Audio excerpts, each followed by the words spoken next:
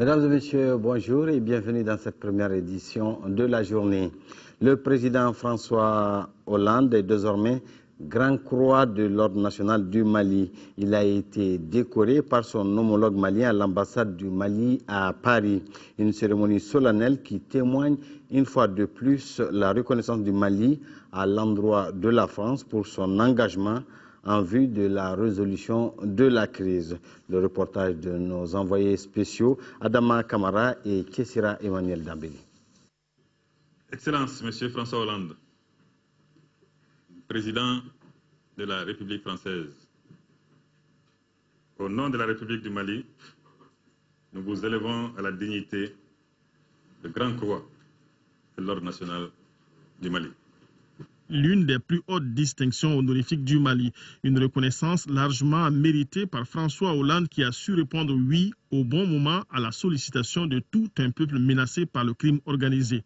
Le Mali de juillet 2012 était un pays occupé, où l'on amputait encore, où l'on flagellait, où hélas, le viol avait encore cours. Mais le Mali de juillet 2013 est un pays libre, un pays libéré, qui sait qu'un profond travail d'introspection l'attend pour que plus jamais ses enfants ne soient amputés, flagellés ou violés. Ce peuple est conscient de la dette qu'il doit payer à ses voisins, à l'Afrique et au monde, qui se sont portés à son chevet avec une rare diligence. La France a agi pour arrêter l'avancée des terroristes. Elle a aussi su mobiliser les pays pour sécuriser le Mali et l'engager dans la voie de la stabilisation malgré les scepticismes. Le scepticisme était grand, il l'est toujours. Il y a tant de commentaires qui nous disaient qu'il serait impossible de mener à bien cette opération, que c'était trop difficile, qu'il y avait trop de risques, que les Maliens n'étaient pas eux-mêmes décidés, que les Africains n'étaient pas préparés. Nous savions tout cela. Je fus conduit à prendre la décision, le 11 janvier, de faire intervenir les forces françaises au Mali, à la demande du président Traoré, avec l'appui des Africains et sous l'égide des Nations Unies qui ont donné la légalité à cette opération. Le président François Hollande a rendu hommage aux soldats français qui défendent les drapeaux maliens, français et onusiens. Aujourd'hui, il pense beaucoup à ses compatriotes en otage à travers le monde, surtout avec les informations faisant état de la découverte de la dépouille d'un d'entre eux. Mais il reste fier de ce geste de reconnaissance du peuple malien. Fierté d'être ainsi reconnu par le peuple malien, au-delà de ses dirigeants. Fierté de pouvoir porter cette décoration. Fierté d'avoir pu rendre un service éminent à un pays ami.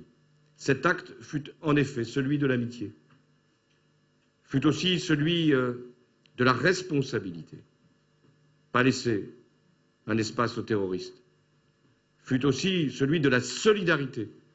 Et sachez bien que le peuple malien et le peuple français, par cette distinction, par la récompense de l'effort de nos soldats, sont indissolublement liés. Vive la France, vive le Mali, vive l'amitié entre la France et le Mali. François Hollande a surtout salué le chef de l'État malien qui a évité tout alibi pouvant conduire à un quelconque report de l'élection présidentielle du 28 juillet prochain. Coopération toujours, l'Allemagne vient d'offrir 35 téléphones satellitaires au Mali d'une valeur de 60 000 €. Faciliter la communication entre les différents acteurs du processus électoral pour aboutir à des résultats transparents et démocratiques. Les appareils ont été remis au ministre de l'Administration territoriale, de la décentralisation et de l'aménagement du territoire. Un reportage de Garibou Pérou.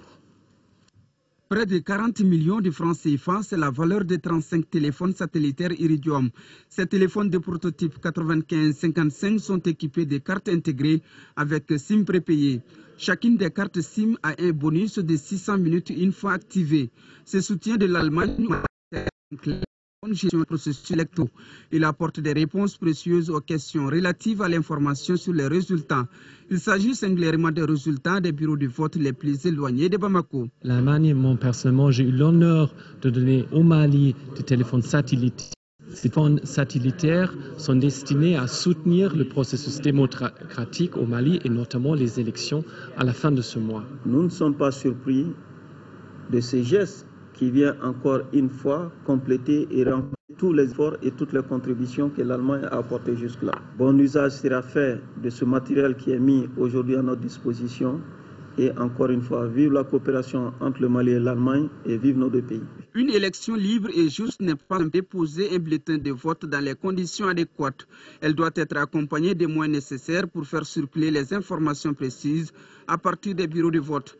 Avec le système Iridium, il est possible de communiquer et d'envoyer gratuitement des messages, même en dehors des zones de couverture.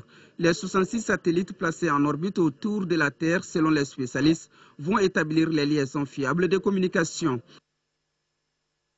Le ministre des Maliens de l'extérieur et de l'intégration africaine se trouve aux États-Unis en mission.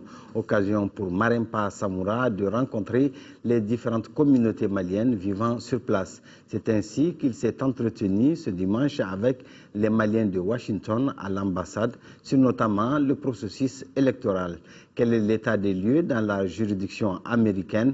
Des éléments de réponse dans ce reportage de Salif Sanogo. À un peu moins de 2 semaines de la tenue du premier tour de la présidentielle, les questions électorales ont naturellement dominé les échanges que le ministre Marempa Samoura a eus avec les Maliens de Washington. Ici, de nombreuses personnes bien qu'enrôlées dans le cadre du RAVEC n'ont pas eu la chance d'avoir leur carte NINA. Le premier conseiller de l'ambassade a apaisé les craintes en apportant un certain nombre d'éclairages. Ainsi, l'opération de remise des cartes NINA a démarré à Washington le 3 juillet dernier et à Philadelphie le 13 juillet. Pour les villes d'Atlanta, de Cincinnati, de Houston et de Chicago, l'opération de remise démarrera avant la fin de cette semaine. Il y aura au total 7 bureaux de vote sur l'ensemble du territoire américain, dont 2 à Philadelphie, qui comptent plus de 500 détenteurs de cartes NINA. Pour le ministre Marempa Samoura, malgré les difficultés, les Maliens doivent se mobiliser pour la réussite de ces élections afin de doter notre pays d'institutions légitimes. Les imperfections notées ça et là seront corrigées dans le futur. Il a noté les préoccupations des Maliens de Washington et leur a donné l'assurance qu'elles seront prises en compte. Au Niger, après une semaine de Ramadan, les prix des denrées continuent de prendre l'ascenseur. Tous les produits de première nécessité sont vendus à prix d'or. Affluence des jours de fête sur les marchés nigériens. Le Ramadan a commencé depuis une semaine et les commerçants en profitent largement. Riz, sucre, légumes, tout est vendu 2 fois plus cher, alors que les familles consomment beaucoup plus pendant ce mois sacré. On ne peut pas imaginer qu'on est dans un pays à 98% musulmans et que c'est maintenant que les prix changent. C'est-à-dire que les vendeurs ont toutes les astuces, tous les moyens de s'expliquer par rapport à la montée des prix. Et ça, ce n'est pas correct, moi je pense. Ce qu'on achetait à 500 francs CFA, aujourd'hui il faut débourser 1000 francs CFA. Tout coûte cher maintenant. Même le citron et le gingembre que nous produisons chez nous coûtent cher. On ne peut rien acheter. C'est un fait, le pays produit très peu à cause des mauvaises conditions climatiques. L'oignon et le riz nigérien sont pourtant réputés, mais ils sont rares et donc vendus à prix d'or. Impossible de consommer local.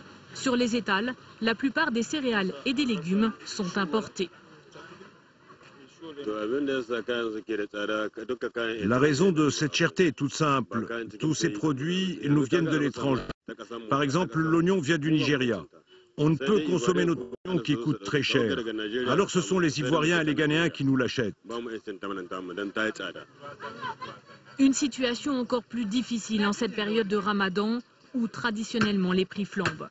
Le gouvernement avait promis d'organiser des ventes à prix modérés pour le sucre et le riz, des promesses qui se font toujours attendre. Nous vous proposons à présent un résumé de l'actualité internationale.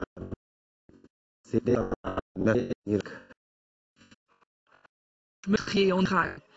Une personne au moins dans des attentats semble-t-il à majorité chiite. Partout, ce sont des voitures piégées qui ont été utilisées.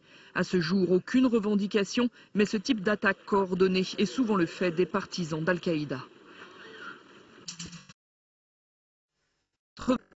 Au Bangladesh a été condamné pour crimes de guerre, des crimes commis lors de la guerre d'indépendance contre le Pakistan en 1971. Ces milices soutenaient Islamabad. Ce verdict provoque la colère à la fois des laïcs qui réclamaient la peine de mort et celle des partisans islamistes qui ont déjà affronté cette année les policiers après d'autres procès liés à la guerre d'indépendance. La réouverture de Kaesong, de nouveau repoussée. Le site industriel situé en Corée du Nord, à 7 km de la frontière, a été fermé par Pyongyang début avril. Il est pourtant crucial pour l'économie des deux pays. C'est la troisième fois ce mois-ci que les négociateurs échouent à trouver un accord. Ils ont toutefois promis de se revoir. Pyongyang fait de Kaesong un préalable à toute négociation de sortie de crise avec Séoul. Nouvelle affaire de dopage dans le monde de l'athlétisme. 2 grands sprinteurs ont révélé dimanche qu'ils avaient été contrôlés positifs. Il s'agit de l'Américain Tyson Gay, 2e performeur mondial au 100 mètres, triple champion du monde en 2007, et du Jamaïcain Asafa Powell, 4e performeur mondial au 100 mètres. Un coup de tonnerre à 1 mois des mondiaux d'athlétisme à Moscou. Tyson Gay a déjà déclaré forfait. Les 2 sprinteurs ont affirmé avoir absorbé des substances dopantes à leur insu.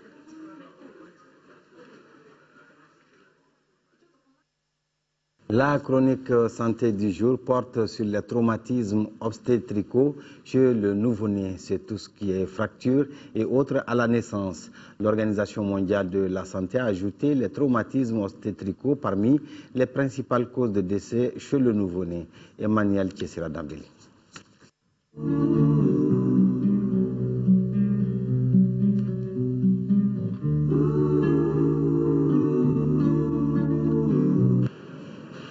L'expression traumatisme obstétrical désigne un ensemble de lésions acquises lors de l'accouchement. Elles peuvent arriver à la maman comme elles peuvent arriver au nouveau-né. C'est très actif. Il s'agit là de lésions de type étirement. Étirement des racines nerveuses qui sont destinées aux membres supérieurs. Donc, ces racines,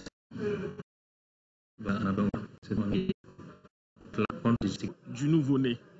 Dans la lésion du plexus brachial, c'est un membre qui est en extension, qui ne fait pas de mouvement, il n'y a pas de gesticulation spontanée du membre. Et le membre est collé pratiquement au tronc de l'enfant. Et c'est un membre qui n'est pas douloureux. Quand on touche le membre, on sent qu'il n'y a pas de tonicité. Le membre n'est pas tonique comme l'autre membre, et il est flasque. Il est inerte, on peut passer à un plexus brachial, à une lésion du plexus brachial. Par contre, si on a toujours un membre qui est là, qui est inerte, qui ne bouge pas, mais qui au toucher fait pleurer l'enfant, ça veut dire que c'est un membre qui est douloureux. Il faut penser à un traumatisme par fracture de la clavicule, fracture de l'humérus ou fracture du fémur. Là, il est douloureux. Un nouveau-né peut avoir des lésions touchant la peau, les muscles, le crâne et qui doivent toutes être prises au sérieux. Un peu de vigilance peut aider à la maison à soupçonner les paralysies et les fractures et pousser à consulter un spécialiste. Donc, parmi ces traumatismes qui intéressent les os, donc, les plus fréquents, c'est la fracture de la clavicule qu'on voit fréquemment en consultation externe. La fracture du fémur, donc l'os de la cuisse également, peut être intéressé par ces traumatismes. En service de chirurgie pédiatrique de l'hôpital Gabriel Touré de Bamako, on reçoit en moyenne 3 cas de traumatismes obstétricaux de l'enfant par semaine. La plupart de ces cas viennent d'accouchements à domicile, mais certains nouveaux nés avec ce type de traumatisme ont vu le jour dans des structures sanitaires. On peut citer des facteurs comme la primiparité, c'est-à-dire le premier accouchement lors du premier génital n'est pas bien développé et il y a une disproportion entre le fœtus et la filière génitale, ce qui peut engendrer des traumatismes. Ça, c'est un facteur. Donc, l'autre facteur, si on a une présentation anormale, l'enfant se présente lors de l'accouchement par le siège Aussi, on a une présentation donc, céphalique également. Une présentation céphalique, en particulier la face. Et donc, ça, ce sont des présentations qui exposent à des pareils traumatismes. On a également la disproportion céphalo-pelvienne, c'est-à-dire un fœtus de plus de 4 kg, donc peut poser problème lors de l'évacuation. On a certaines manœuvres également qui sont utilisées en obstétrique pour permettre donc l'extraction de l'enfant, du nouveau-né. Donc les manœuvres comme le forceps, l'utilisation des ventouses, et on a également donc, le travail rapide ou prolongé. La prise en charge de ces différents traumatismes obstétricaux se fait essentiellement en service de chirurgie pédiatrique. Si pour les lésions du plexus brachial, la prescription médicamenteuse s'ajuste à l'immobilisation, pour les fractures, elle passe par une immobilisation qui ne nécessite pas une hospitalisation.